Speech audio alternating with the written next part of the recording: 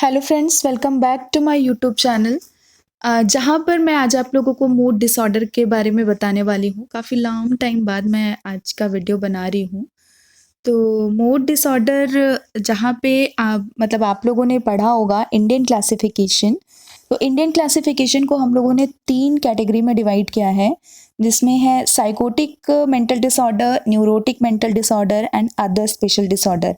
तो साइकोटिक को अगेन 3 सब टाइप में डिवाइड किया है, जिसमें कि फंक्शनल साइकोटिक है, जिसके के अंदर हम स्किज़ोफ्रेनिया पढ़ते हैं, और सेकंड वन है organic mental disorder and third one is the mood disorder.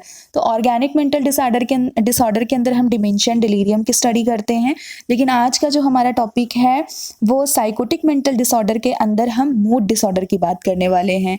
तो चलिए शुरू करते हैं। मूड डिसऑर्डर देख लेते हैं कि मूड डिसऑर्डर होता क्या है।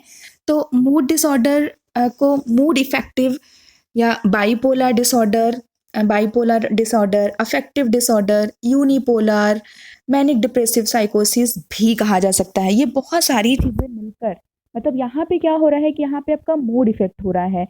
अभी प्रॉब्लम ये है कि मूड होता क्या है। बहुत सारे स्टूडेंट का ये भी प्रॉब्लम होगा, उनको शायद समझ में नहीं आ रहा होगा कि मूड एक्चुअली होता क्या है। तो मूड वो होता है कि जहाँ पर आप लोग अपनी फीलिंग्स को देखते हो, जहाँ पे आपका कभी कभी आप बैठे हो और आप बोलते हो कि यार मूड ऑफ हो गया है। तो आपका मूड ऑफ होता है तो आप कैसे हो जाते हो, आप सैड हो जाते हो थोड़ी देर के लिए। अगर आपके पास ऐसा कोई हैप्पी मोमेंट्स आया है तो आपका मूड अच्छा हो जाता है। तो जहाँ पे आपके जो एक्सप्रेशन होते हैं वो कैसे हो जाते हैं, एकदम हैप्पी वाले हो जाते हैं। तो उसको मूड बोला जाता है। तो यहीं पर हम मूड डिसऑर्डर की बात कर रहे हैं। तो जहाँ पे क्या हो रहा है कि यहाँ पे पर्सन का जो मूड है वो इफेक्ट हो जाता है। बाइपोलर डिसऑर्डर कभी अच्छा है, अच्छे की बात नहीं करें तो कभी वो बहुत ज़्यादा एक्साइटेड हो जाएगा या फिर बहुत ज़्यादा सैड हो जाएगा किसी भी चीज़ को लेकर। एक्साइट में वो हैप्पी भी हो सकता है और उसका एक्साइटमेंट में वो एंगर भी हो सकता है, मतलब बहुत ज़्यादा वो गुस्सा भी हो सकता है, बहुत ज़्यादा वो इरिटेट भी हो सकता है किसी भी चीज़ों को लेकर। यूनिपोलर डिसऑर्डर की बात करें तो यहाँ पे यूनिपोलर भी आया है, तो यूनिपोलर की बात बता देती हूँ। यूनिपोलर का मतलब होता है सिंगल कोई भी चीज़। मतलब यहाँ पे आपको ऐसे डिसऑर्डर होंगे, लाइक अगर आप बहुत ज़्यादा उदास हो तो आप उदास ही रहोगे। जहाँ पे आपको डिप्रेशन जब होता है तो उसमें पर्सन कैसा हो जाता है, सैड हो जाता है, सोशली विड्रॉवल हो जाता है, अपने आप को आइसोलेट कर देता है। और मैनिक डिप्रेसिव साइकोसिस की अगर बात करें तो यहाँ पे क्या होगा कि जो पर्सन है उसके अंदर मेनिया के सिम्टम्स दिखाई देने लगते हैं। मेनिया है, डिप्रेसिव है, मेनिया के साथ ही साथ उसके अंदर डिप्रेशन के भी सिम्टम्स अराइज होते हैं। तो इसको हम बोलते हैं मूड डिसऑर्डर। अब मूड डिसऑर्डर अगर इंडिया की बात करी जाए, इंडिया की, तो इंडिया में थर्ड नंबर पे है जहाँ पे मूड का प्रॉब्लम है। मूड के प्रॉब्लम में भी, मूड में भी बहुत सारी चीज़ें पढ़ने वाले हैं, जहाँ पे आप डिप्रेशन की हम बात करने वाले हैं, मेनिया की बात करेंगे, बाइपोलर डिसऑर्डर की बात करेंगे। लेकिन आज के इस वीडियो में हम डिप्रेशन की बात करने वाले हैं। तो डिप्रेशन एक ऐसी प्रॉब्लम है इंडिया में, थर्ड लेवल का, बहुत ही सिवियर लेवल का प्रॉब्लम है, जो कि हर एक पर्सन को हो रहा है। और ये ज़्यादा किसके अंदर होता है, फीमेल के अंदर ज़्यादा देखने को मिलता है। लेकिन जब से कोविड आया था, कोविड के टाइम पे डिप्रेशन का जो लेवल है, जो रेशियो है, और भी ज़्यादा इंक्रीज हो गया था। तो मूड डिसऑर्डर सिवियर डिस्टर्बेंस है, सिवियर डिस्टर्बेंस, जिसमें पर्सन या तो बहुत ज़्यादा एक्साइट हो जाता है। तो प्लीज़ आप यहाँ पे एक्साइट की स्पेलिंग करेक्ट कर लीजिएगा, जहाँ पे EXC होगा देन ITE होगा। या फिर वो बहुत ही ज़्यादा सैड हो जाएगा। एक्साइट में वो कहाँ पे जा रहा है, अगर वो एक्साइट हो रहा है दैट मीन्स उसके अंदर मेनिया हो रहा है, और अगर वो बहुत ही ज़्यादा सैड हो रहा है दैट मीन्स कि उसके अंदर डिप्रेशन की कंडीशंस अराइज हो रही हैं, जिसमें कि पर्सन का जो मूड है वो कैसा हो जाएगा, टोटली चेंज हो जाता है। उसको हम बोलते हैं मूड डिसऑर्डर कहते हैं। अब देखिए, मूड डिसऑर्डर के अंदर आप लोगों ने पढ़ा होगा अब क्लासिफिकेशन के अंदर ICD-10 की बात, ICD-10 आपको पता होगा, जहाँ पे मैंने जस्ट आपको एक चीज़ बताई थी स्टार्टिंग में। इंडियन क्लासिफिकेशन के अकॉर्डिंग हम मेंटल डिसऑर्डर के डिजीजेस पढ़ रहे हैं, लेकिन अकॉर्डिंग टू इंटरनेशनल क्लासिफिकेशन के अकॉर्डिंग यहाँ पे क्लासीफाई किया गया है किस चैप्टर के अंदर आप मूड डिसऑर्डर को स्टडी कर सकते हैं। तो अकॉर्डिंग टू ICD-10 हम चैप्टर के 30 से 39 चैप्टर के अंदर मूड डिसऑर्डर को देख सकते हैं। लेकिन हम यहाँ पे क्या देखेंगे, F30 के अंदर हम मैनिक एपिसोड्स की बात करते हैं। F31 के अंदर आपको बाइपोलर अफेक्टिव डिसऑर्डर देखने को मिलेगा। F32 के अंदर डिप्रेसिव डिसऑर्डर, F33 के अंदर रिकरेंट मूड डिसऑर्डर और F34 के अंदर पर्सिस्टेंट डिप्रेसिव डिसऑर्डर देखने को मिलता है। ये आप इस सीक्वेंस में इसको याद कर लीजिए, क्योंकि एग्जाम में अगर आपको ICD-10 का क्लासिफिकेशन पूछा जाए तो जैसे जैसे डिजीजेस करते जाएंगे वैसे वैसे आपको क्लासिफिकेशन भी याद हो जाएंगे। तो सिंपल फॉर्म में अगर आपको याद करना है कि ICD-10 के F30 से लेकर F39 के अंदर हम कौन से डिसऑर्डर की स्टडी करते हैं, तो सिंपल आपको लिखना है ओनली मूड डिसऑर्डर। बस आपको सिर्फ लिखना है कि F30 से F39 चैप्टर के अंदर हम मूड डिसऑर्डर की स्टडी करते हैं। मूड डिसऑर्डर के अंदर अभी आप लोगों को तो पता ही चल गया होगा कि मूड डिसऑर्डर के अंदर हम mania, bipolar, depression, recurrent and persistent, simple इतनी ही चीज़ की स्टडी करने वाले हैं हम।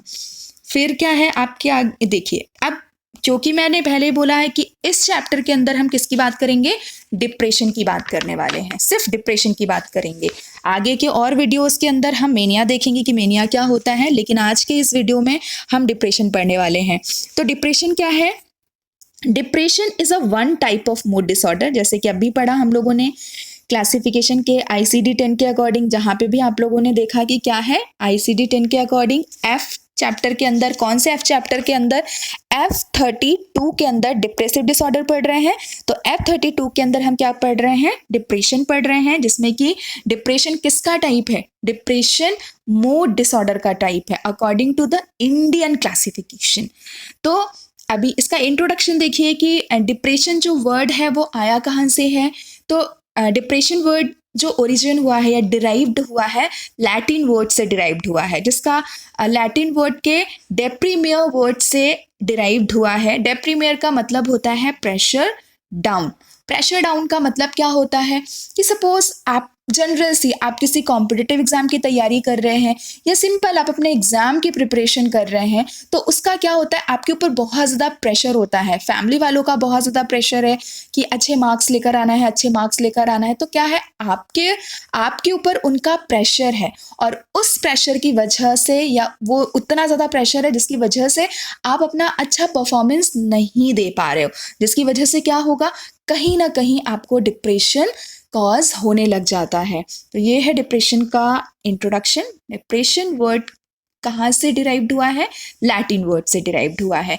कौन सा वर्ड है, डेप्रीमियर, जिसका मतलब होता है प्रेशर डाउन।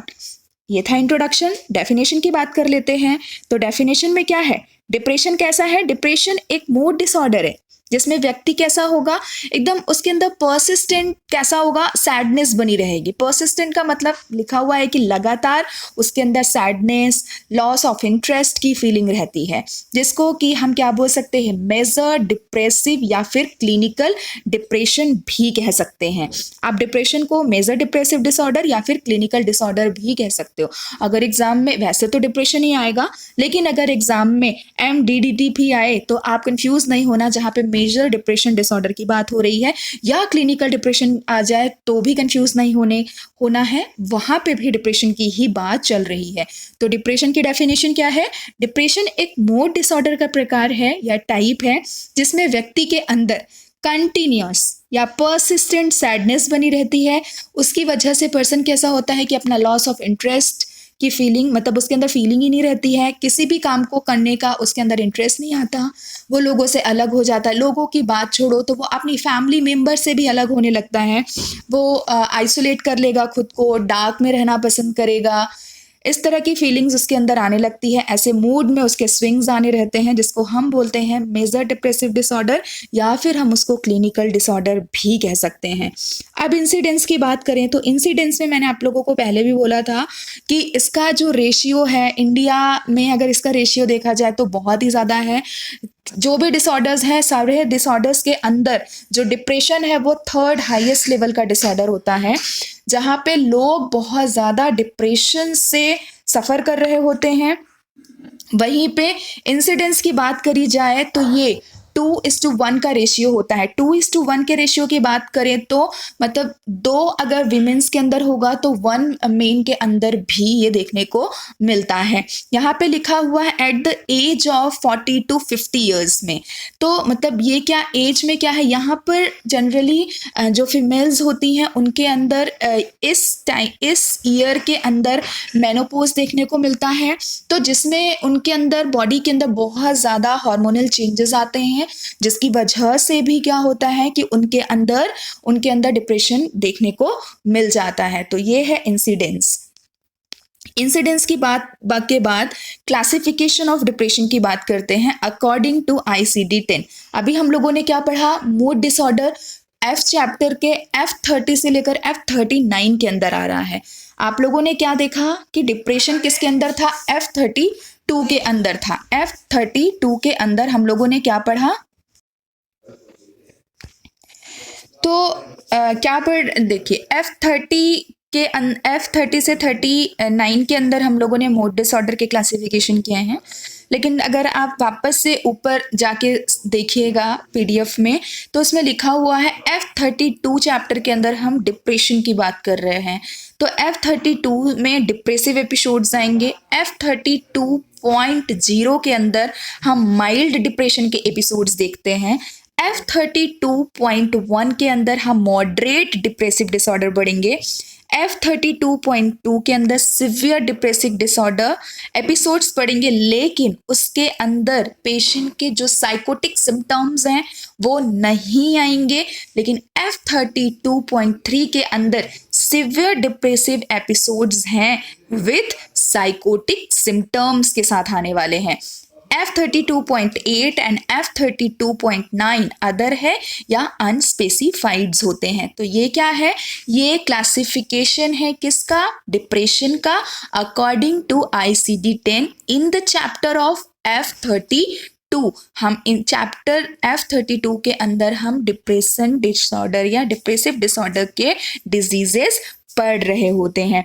अभी मैं आपको एक चीज़ बताती हूँ कि देखिए इसके बहुत सारे, अभी मूड डिसऑर्डर की हम लोगों ने बात करी है, तो मूड डिसऑर्डर में बाइपोलर यूनिपोलर का मतलब होता है ओनली वन, मतलब एक से मतलब होता है, या तो पेशेंट के अंदर मैनिक एपिसोड्स आएंगे या फिर पेशेंट के अंदर डिप्रेशन के एपिसोड्स आने वाले हैं। लेकिन बाइपोलर की अगर बात करी जाए तो बाइपोलर का मतलब क्या होता है, बाइपोलर का मतलब होता है दो, पेशेंट के अंदर एक ही समय में मेनिया के और डिप्रेशन के दोनों के सिम्टम्स अराइज होते हैं। जैसे कि लाइक अभी पेशेंट कैसा है, अभी पेशेंट के अंदर कैसा हो रहा है, वो बहुत ज़्यादा हैप्पी है, सपोज उसके पेरेंट्स ने उसको बाइक दिला दी या कुछ ऐसी अनएक्सपेक्टेड थिंग्स दिला दी जिसके बारे में वो सोच भी नहीं सकती थी या सोच भी नहीं सकता था। लेकिन क्या होगा कि वो तो दिलाई, फिर वो कैसा हो गया, एकदम हैप्पी हो गया, बहुत ज़्यादा खुश हो गया, लाइक उसके अंदर मैनिक एपिसोड्स आ गए, इतना हैप्पी कि कुछ बोल भी नहीं सकते। लेकिन सपोज किसी रीजन की वजह से वो चीज़ उससे मिस हो गई, लॉस हो गई या उससे वापस ले लिया, तो कैसा हो जाएगा, वो डिप्रेशन में चला जाएगा। तो डिप्रेसिव एपिसोड्स उसके अंदर आने लग जाएंगे। तो ये क्या है, ये बाइपोलर है। लेकिन अब बाइपोलर के अंदर भी टाइप्स हैं, तो ये टाइप्स कब पढ़ेंगे, जब हम बाइपोलर डिसऑर्डर करेंगे। उसके अंदर मैं आपको क्लियरली बताने वाली हूँ कि बाइपोलर डिसऑर्डर के अंदर हम क्या पढ़ते हैं, कि क्या चीजें पढ़ेंगे यहाँ पे। लेकिन आपको ये चीज क्लियर हो गई होगी कि बाइपोलर का मतलब क्या होता है और बाइपोलर के अंदर हम लोग क्या पढ़ते हैं। ठीक है, तो देखिए अभी क्या है, F33 के अंदर हम रिकरेंट डिप्रेसिव डिसऑर्डर की स्टडी कर रहे होते हैं। अब इटियोलॉजी, बहुत सारे स्टूडेंट इटियोलॉजी में कंफ्यूज हो जाते हैं कि इटियोलॉजी क्या है, या कॉजेज में कंफ्यूज हो जाते हैं। उनसे कॉज पूछो या इटियोलॉजी पूछो तो वो एग्जाम पेपर में या क्वेश्चन कॉपी में लिख कर आते हैं कि हाँ पेशेंट के अंदर क्या सिम्टम्स अराइज हो रहे हैं। तो बच्चे लोग, कॉजेस का मतलब या इटियोलॉजी का मतलब होता है कि आपके अंदर अगर डिप्रेशन आ रहा है तो उसका कारण क्या है। इटियोलॉजी और कॉजेस का दोनों का मतलब एक ही होता है, बट उसका कारण क्या है। कोई भी चीज़ होती है, लाइक सपोज मेंटल की चीज़ें थोड़ा सा समझने में प्रॉब्लम हो जाती है, लेकिन सपोज आपको लूज मोशन हो रहा है, ठीक है, लूज मोशन हो रहा है, तो लूज मोशन किसकी वजह से हो सकता है, फूड पॉइजनिंग की वजह से हो सकता है। आपने कुछ ऐसा खा लिया है जो अनडाइजेस्टेड हो गया है, जिसकी वजह से भी लूज मोशन हो सकता है। मतलब तो यहाँ पे हम चीज़ों को समझ लेते हैं, कारण है ना, डॉक्टर के पास आप गए, डॉक्टर को आपने बोला कि डॉक्टर मुझे सीवियर लूज मोशन हो रहा है जो कि मैं 2 दिन से सफर कर रहा हूँ। तो डॉक्टर पूछेगा ना कि आपने क्या खाया, तो आप बताओगे ना उसको, तो वो रीजन बनना ना आपका। ठीक है, तो सेम एज यहाँ पे जो कॉज है, इटियोलॉजी है कि क्या ऐसी प्रॉब्लम है कि जिसकी वजह से पेशेंट को डिप्रेशन हुआ है। तो पहली चीज, जो भी हम मेंटल डिसऑर्डर के अंदर जितनी भी डिसऑर्डर्स पढ़ते हैं, तो पहली चीज तो हर एक का कोई भी एग्जैक्ट कॉज नहीं है, लेकिन कुछ फैक्टर्स हैं, जो संभावित फैक्टर्स हैं वो हो सकते हैं। ठीक है, तो अभी देखिए इटियोलॉजी के अंदर लो और हाई सोशियो इकोनॉमिक स्टेटस, ऐसे पर्सन के अंदर भी डिप्रेशन होने के चांसेस रहते हैं। लो के अंदर कैसा है, लो के अंदर तो ऑब्वियस सी बात है कि भैया उसके पास पैसे की कमी है, उसके यहाँ जितने भी नंबर ऑफ पीपल्स हैं उनका अच्छे से वो उनको अच्छे से उनकी जो नीड्स हैं उनको कंप्लीट नहीं करा पा रहा है, जिसकी वजह से वो मे बी डिप्रेशन में जा रहा होगा कि सही यार उसकी फैमिली में सिंगल वो कमाने वाला है। आज के टाइम में 10,000, 15,000, इवन तो 20,000 भी कम पड़ता है। अगर किसी के फैमिली में 5 लोग हैं, 5 लोगों में 3 बच्चे वो हैं जो पढ़ने वाले हैं, एक वाइफ है, एक हस्बैंड है ना, तो घर भी चलाना है, बच्चों को भी पढ़ाना है, बच्चे की नीड्स हैं। तो ऐसे में क्या होता है कि अगर हम बच्चे की नीड्स भी कंप्लीट नहीं कर रहे हैं, इवन तो चलो हम अपनी चीज़ों को तो सेक्रीफाइस कर रहे हैं, लेकिन हम बच्चे की नीड्स भी बच्चे को भी हम समझा लेते हैं, लेकिन अगर उसके एजुकेशन की भी जो नीड्स है वो फुलफिल नहीं कर पा रहे हैं, बच्चा पीछे जा रहा है, तो क्या होगा, आपके डिप्रेशन का कॉज बनेगा। किसकी वजह से, अगर आपका बैकग्राउंड अच्छा नहीं है तो। प्लस अगर हम हाई स्टेटस वाले लोगों की बात करें तो उनको क्या है, उनके पास जितना है उतना कम है। इसकी वजह से क्या हो रहा है, इसकी वजह से वो लोग डिप्रेशन में जा रहे हैं। फिर है बायोलॉजिकल फैक्टर्स या बायोलॉजिकल थियरीज कह लीजिए।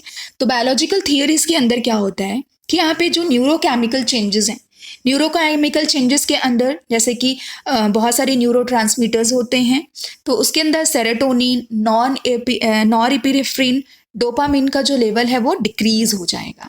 तो इनके डिक्रीज होने की वजह से क्या हो रहा है, डिप्रेशन के चांसेस अराइज हो रहे हैं। और भी बहुत सारे हार्मोनल इम्बैलेंस हैं। अगर हाइपोथायरॉयडिज्म हो जाए या इवन तो हाइपर भी हो जाए, देन मे बी चांसेस के डिप्रेशन हो जाएगा।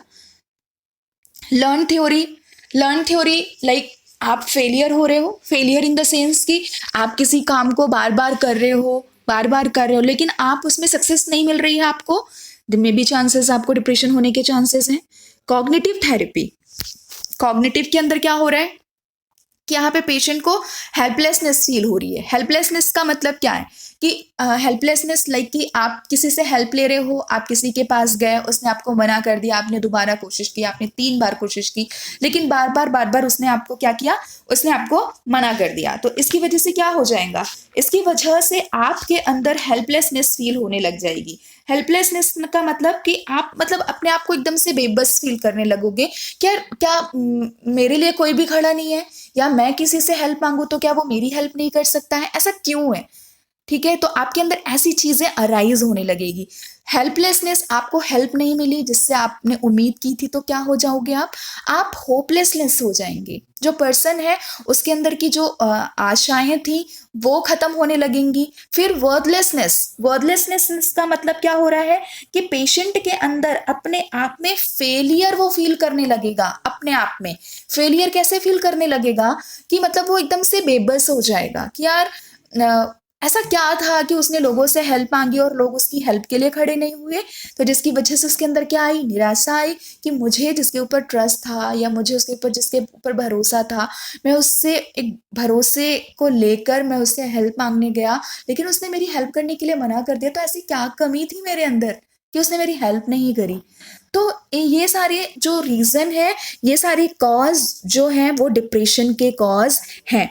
अब भी कॉजेस की बात हो गई, अब साइन और सिम्टम्स की बात कर लेते हैं कि पर्सन के अंदर क्या क्या लक्षण। अब लक्षण की बात करेंगे, जो स्टूडेंट क्या लिखते हैं, इटियोलॉजी के अंदर स्टूडेंट सिम्टम्स लिख देते हैं या क्या लक्षण दिखाई दे रहे हैं वो लिख कर आ जाते हैं, लेकिन अब यहाँ पे देखो क्या हो गया, रीजन हो गया कि आपके अंदर क्या किस कारण की वजह से डिप्रेशन आया। सपोज मुझे डिप्रेशन हो गया है, तो आप मुझसे पूछोगे कि मैडम आपके अंदर किस वजह से डिप्रेशन आ गया, तो मैं बोल दूंगी ना कि मैं एक कॉम्पिटेटिव एग्जाम की तैयारी कर रही थी, जिसमें मैं पूरी तो मेहनत कर रही थी, बट हो सकता है कि मैं कहीं ना कहीं मेरे से कमियां हो गई होंगी, कहीं ना कहीं मेरी कमी की वजह से मैं बार बार बार बार उस चीज में फेल होती चली गई, उसकी वजह से मैं डिप्रेशन में चली गई। तो ये एक मेरा रीजन हो गया, ठीक है, ये कारण है। अब उस डिप्रेशन तो हो गया है मुझे, तो अब डिप्रेशन वाले पर्सन के अंदर क्या साइन और सिम्टम्स दिखाई देंगे उसकी बात कर लेते हैं।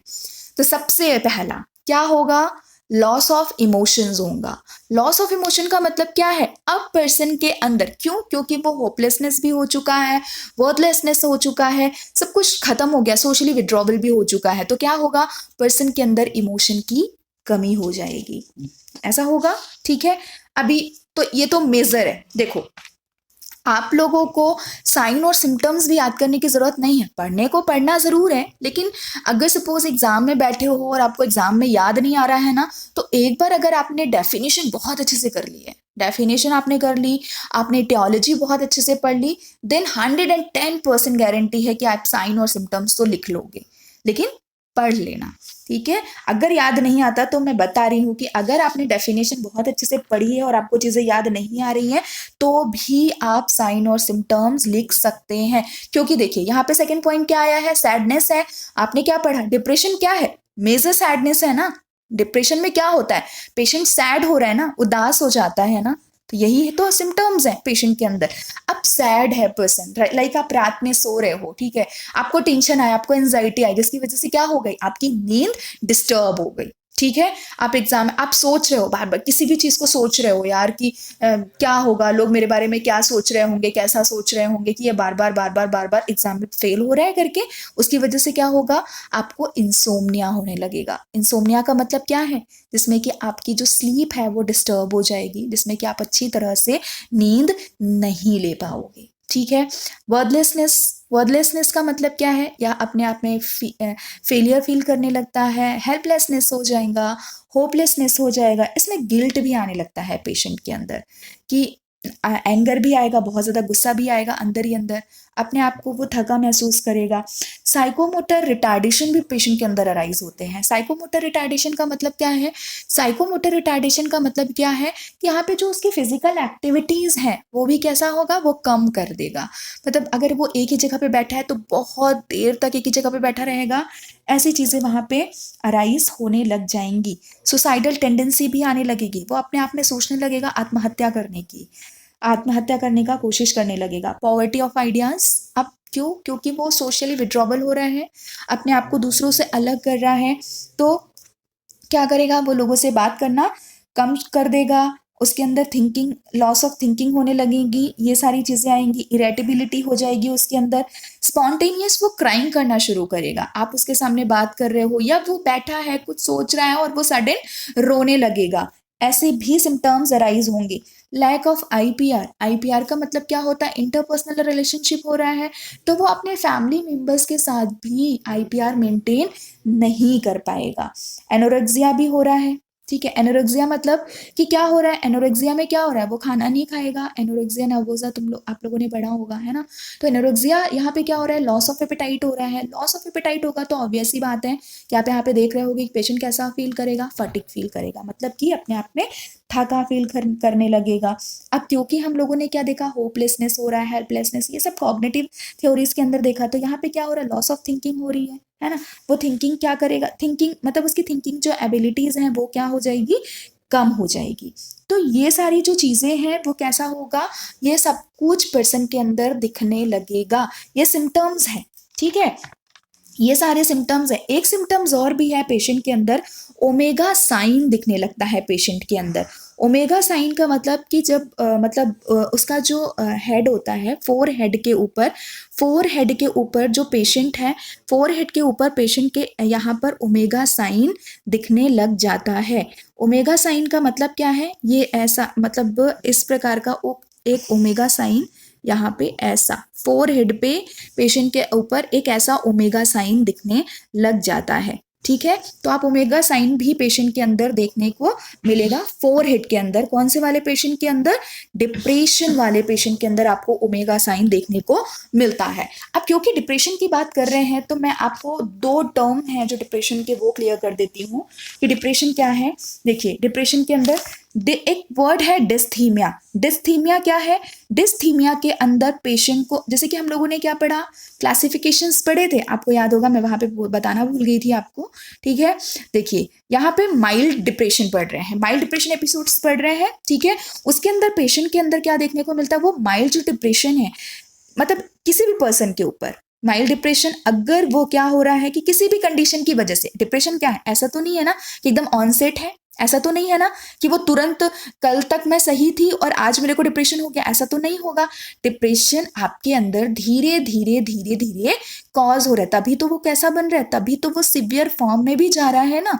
लेकिन माइल्ड में क्या होगा? माइल्ड में पता नहीं चलता है, लेकिन वो माइल्ड फॉर्म ही सिवियर में कन्वर्ट हो जाता है। तो जो माइल्ड डिप्रेशन होता है, लास्ट 2 ईयर्स से अगर आप किसी चीज को सफर कर रहे हो, ठीक है, लास्ट 2 ईयर से आपके अंदर डिप्रेशन के सिम्टम्स अराइज हो रहे हैं, तो वो कंडीशन क्या कहलाती है?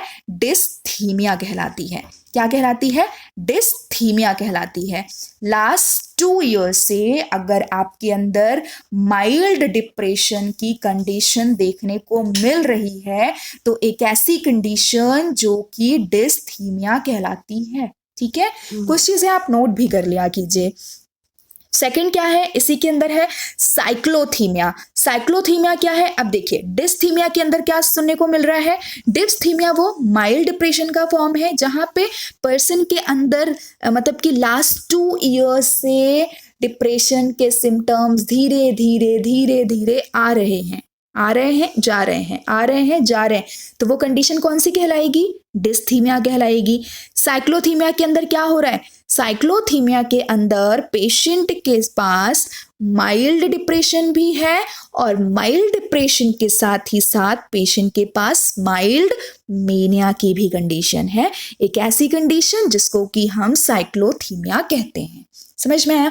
बाइपोलर बताया था, लेकिन बाइपोलर में क्या होता है? पेशेंट के अंदर मैनिक एपिसोड्स, डिप्रेसिव एपिसोड्स बहुत ही हायर लेवल पे होते हैं, लेकिन यहाँ पे साइक्लोथीमिया की बात कर रहे हैं। साइक्लोथीमिया में दोनों चीज होंगी, एक साथ होंगी, लेकिन वो कैसे लेवल पे होंगी? माइल्ड लेवल पे होंगे, जिसको कि हम साइक्लोथीमिया कहते हैं। एक बार और बता देती हूँ आपको, डिस्थीमिया में क्या हो रहा है? डिस्थीमिया में माइल्ड डिप्रेशन है, लेकिन वो कैसा होगा कि वो पेशेंट के अंदर धीरे धीरे धीरे धीरे होगा, लास्ट 2 ईयर्स। वो कंडीशन कैसी कहलाती है? डिस्थीमिया कहलाती है। साइक्लोथीमिया के अंदर कैसे एपिसोड्स आएंगे? माइल्ड डिप्रेशन के एपिसोड्स हैं और माइल्ड मेनिया के एपिसोड्स हैं। जब ये दोनों कंडीशन एक साथ होगी पेशेंट के अंदर, लेकिन वो माइल्ड लेवल पे होगी, तो इसको हम बोलते हैं साइक्लोथीमिया।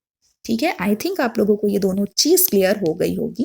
वैसे एग्जाम में साइक्लोथीमिया आपका 1 नंबर का क्वेश्चन आ सकता है, डिप्रेशन आ सकता है। डिप्रेशन जीएनएम वाले स्टूडेंट के अंदर पूछा भी जाता है कि depression is a one type of mood disorder. ठीक है, तो मूड डिसऑर्डर के क्लासिफिकेशन पूछेंगे आपको, सिंगल सिर्फ 3 भी लिख दोगे, मेनिया, बाइपोलर और डिप्रेशन, दैट इज इनफ।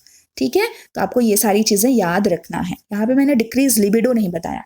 ठीक है, डिक्रीज लिबिडो का मतलब क्या हो रहा है कि पेशेंट के अंदर जो सेक्सुअल डिजायर्ड होते हैं वो चीजें कैसी होने लगेगी? वो चीजें कम होने लगेगी। क्यों? क्योंकि पेशेंट एंगर में है, पेशेंट का आईपीआर, लेक ऑफ आईपीआर हो रहा है, पेशेंट के अंदर सुसाइडल टेंडेंसी आने लगी है, फटीग फील करेगा, अपने आप में इरिटेट होने लगेगा, होपलेसनेस हो जाएगा। तो इसकी वजह से क्या हो रहा है? पेशेंट का जो लिबिडो है वो भी डिक्रीज हो जाएगा। ठीक है, अभी देखिए डायग्नोस्टिक इवैल्यूएशंस के अंदर तो इतने ज्यादा, अब क्योंकि डिप्रेशन है, डिप्रेशन अभी देखो आप लोगों ने मैंने क्या बताया, डिप्रेशन को हम क्या क्या बोल सकते हैं? मेजर डिप्रेसिव डिसऑर्डर भी बोल सकते हैं और क्लिनिकल डिसऑर्डर भी बोल सकते हैं ना। तो क्लिनिकल का मतलब कैसा? क्लिनिकल का मतलब ऐसा होता है कि क्या और क्या रीजन है। हो सकता है कि कोई क्लिनिकल, हो सकता है कि कोई फिजिकल रीजन की वजह से, और हो सकता है कि उसका कोई डिसऑर्डर, डिजीज की वजह से उसको डिप्रेशन हुआ हो, कोई ऐसी बीमारी जो उसकी ठीक नहीं हो पा रही हो जिसकी वजह से पेशेंट कैसा हो रहा है, पेशेंट को डिप्रेशन हो रहा है। ठीक है, तो डायग्नोस्टिक मैंने यहाँ पे लिखा नहीं है, अगर आपको नोट करना है तो आप नोट कर लीजिएगा। डायग्नोस्टिक इवैल्यूएशंस के अंदर वैसे फिजिकल एग्जामिनेशन करते हैं। फिजिकल एग्जामिनेशन हम क्यों कर रहे हैं? जैसे कि आपको पता चल जाए कि फिजिकल एग्जामिनेशन क्या कोई ऐसा रीजन रीज़न तो नहीं है जिसके के अंदर पेशेंट के अंदर फिजिकल कोई डिसेबिलिटीज़ तो नहीं है जिसकी वजह से पेशेंट डिप्रेशन में जा रहा है, ठीक है, या क्लिनिकल कोई साइन और सिम्टम्स ऐसे हो रहे हैं, ठीक है, कोई न्यूरोट्रांसमीटर में कोई चेंजेस आ रहे हैं, या फिर और हम क्या करेंगे इसमें mental status examination mental status examination के थ्रू ही आप पता लगाओगे कि पेशेंट के अंदर क्या प्रॉब्लम है, क्या रीज़न है, किस वजह से पेशेंट को डिप्रेशंस आए हैं। तो हम ये 2 चीज़ करते हैं। अब ट्रीटमेंट की बात कर लेते हैं। तो ट्रीटमेंट के अंदर क्या पढ़ रहे हैं, पहले फार्माकोलॉजिकल ट्रीटमेंट देख लीजिए। एसएसआरआई अभी हम लोगों ने क्या पढ़ा था कि बायोलॉजिकल थ्योरीज के अंदर न्यूरोकेमिकल में चेंजेस आ रहे थे। न्यूरोकेमिकल में क्या क्या चेंजेस आ रहे थे, जिसमें कि सेरोटोनिन का लेवल, नॉर एपिनेफ्रिन का लेवल और डोपामिन का लेवल कैसा हो रहा था, डिक्रीज हो रहा था, कम हो रहा था। तो हम यहाँ पर पेशेंट को क्या दे रहे हैं, सिलेक्टिव सेरोटोनिन रिएप्टिक इनहिबिटर दे रहे हैं। ये क्या है, ये एंटी डिप्रेसेंट है, मेडिसिन्स हैं, लेकिन ये मेडिसिन्स कब देते हैं, जब पेशेंट को सिवियर डिप्रेशंस आते हैं, ठीक है, जिसमें कि 2 यहाँ पे मैंने मेडिसिन्स लिखे हुए हैं, सिटालोप्रोम और सेट्रालिन, ठीक है। ये 2 प्रकार के मेडिसिन हैं जो कि किसके अंदर आएंगे, एसएसआरआई का मतलब क्या होता है, सिलेक्टिव सेरोटोनिन रिएप्टिक इनहिबिटर। क्या हो रहा है कि जहां पे सेरोटोनिन का लेवल डिक्रीज होने की वजह से पेशेंट को डिप्रेशंस आ रहे थे, तो यहाँ पे हम क्या करेंगे, सेरोटोनिन का जो लेवल है वो बैलेंस करेंगे, जिसकी वजह से पेशेंट को हम क्या करें, स्टेबल कर सके, ठीक है। फिर है टीसीए ट्राइसाइक्लिक एंटी डिप्रेसेंट। ये भी क्या है, ये भी एक एंटी डिप्रेसेंट ही है, जिसमें कि हम क्या 2 मेडिसिन दे रहे हैं, जिसमें कि हम दे रहे हैं अमोक्सापिन और इमिप्रामिन। तो ये आप याद कर लीजिएगा, ये ट्रीटमेंट है, फार्माकोलॉजिकल ट्रीटमेंट है। देन हम यहाँ पर थेरेपीज देखते हैं। अब पेशेंट को ईसीटी देखते हैं। ईसीटी का मतलब इलेक्ट्रोकन्वल्सिव थेरेपी दे रहे हैं, ठीक है, लाइट थेरेपी दे रहे हैं। लाइट थेरेपी हम पेशेंट को क्यों देंगे, क्योंकि पेशेंट इसमें क्या हो रहा है, इसमें पेशेंट अपने आप को सोशली विड्रॉवल कर लेता है, वो डार्क में रहना पसंद करता है, ठीक है, या फिर मतलब कि जो सीजनल डिप्रेशन भी हो सकता है पेशेंट को, ठीक है। तो ऐसी चीज़ों की वजह से हम क्या करते हैं, पेशेंट को एक्सपोजर देते हैं। एक्सपोजर का मतलब कि पेशेंट को हम लाइट थेरेपी देते हैं, पेशेंट को हम उजाले में लेकर आते हैं, एक ऐसे रूम में लेकर आते हैं जहाँ पे रोशनी हो, जहाँ पे हम पेशेंट को ट्रीट करने की कोशिश करते हैं। सीबीटी आप लोगों ने देखा था कि कॉग्निटिव थेरेपी थ्योरीज की वजह से, जहाँ पे पेशेंट कैसा हो रहा था, उसकी थिंकिंग एबिलिटी कम हो रही थी, पेशेंट का होपलेसनेस हो रहा था, वर्डलेसनेस हो रहा था, ये सारी चीज़ें हो रही थी। तो हम क्या दे रहे हैं यहाँ पे, पेशेंट का जो थिंकिंग है जो कि निगेटिव जा रहा है, तो वहाँ पे हम क्या करेंगे, उसको सीबीटी देंगे, कॉग्निटिव बिहेवियरल थेरेपी देने की कोशिश करेंगे। ग्रुप थेरेपी देंगे। ग्रुप थेरेपी में हम क्या करेंगे, पेशेंट को ऐसे लोगों के साथ इंटरेक्ट करेंगे जिनके अंदर सेम प्रॉब्लम हो रही होगी, ठीक है। तो वो क्या करेगा, आईपीआर उसका कम हो रहा था, तो वो लोगों के साथ इंटरेक्ट करेगा, लोगों के साथ बातें करने की कोशिश करेगा, जिसकी वजह से क्या हो, उसके अंदर चेंजेस आए, उसके अंदर पॉजिटिविटी आए कि अकेला सिंगल वो ही नहीं है, और भी बहुत सारे लोग हैं जो ऐसी चीज़ों से सफ़र कर रहे हैं।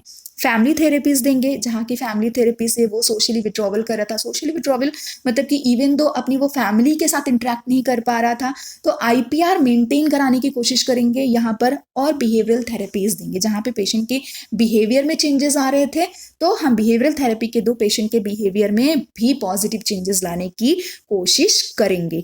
तो आई होप आप लोगों को वीडियो समझ में आया होगा।